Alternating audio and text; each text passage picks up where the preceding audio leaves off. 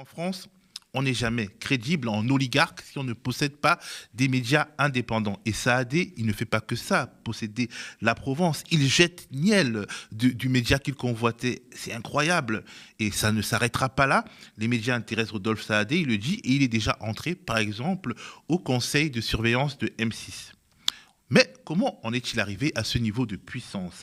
Avec une fortune qui est passée en un an de 6 milliards à 36 milliards d'euros, devenant ainsi la 5e fortune française. Bon là, je vais faire un peu comme Thomas Dietrich, je vais me servir d'une citation, une citation d'Honoré de Balzac.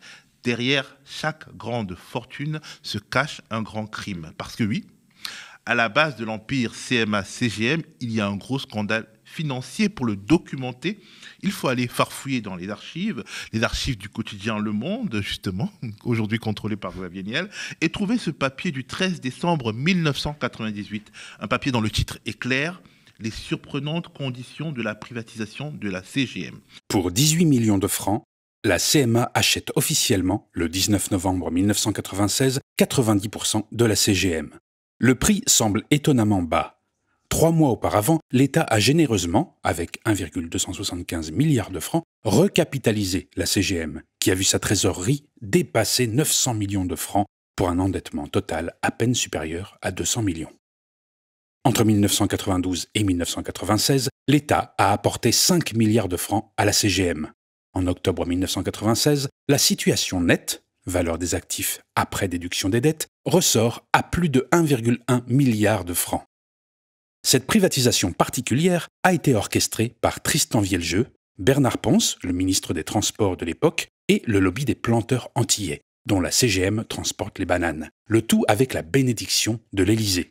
M. Pons affirme que la privatisation a été menée au ministère de l'Économie, mais reconnaît s'être occupé de la pérennité de la desserte des Antilles. Les membres des cabinets d'Alain Juppé et du ministre de l'Économie, Jean Arthuis, sont pour leur part formels. Ils n'ont pas eu leur mot à dire. Bercy était même opposé à la vente de la CGM à la CMA.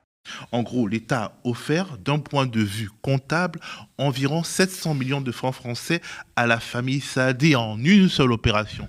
Pour ses beaux yeux, je te vends quelque chose, mais en fait, c'est moi qui paye. Grandeur et gloire du capitalisme français, n'est-ce pas? Et ça, c'est pour l'histoire, parce que plus récemment, le groupe dirigé par Rodolphe Saadé a profité du chaos logistique mondial créé par la très forte demande post-confinement pour faire exploser les prix. Un exemple, d'après les calculs de la Conférence des Nations Unies sur le commerce, le prix d'un conteneur alliant la Chine à l'Europe est passé en moyenne de 1 000 à 4 500 $. Bingo pour Saadé qui a gagné, on le disait, et resté sur vos chaises quand même parce qu'on va faire l'opération, 30 milliards d'euros en un an. C'est exactement cela qu'on appelle les super profits. Super profits, mais pas super impôts. Libération le rappelle dans sa cover story d'hier, le groupe CMA-CGM est à un taux d'impôt sur les sociétés effectifs de 0,7%, loin de la norme de 25%, notamment grâce à une loi européenne de 2003 qui fait que l'entreprise est taxée au tonnage et non sur ses résultats.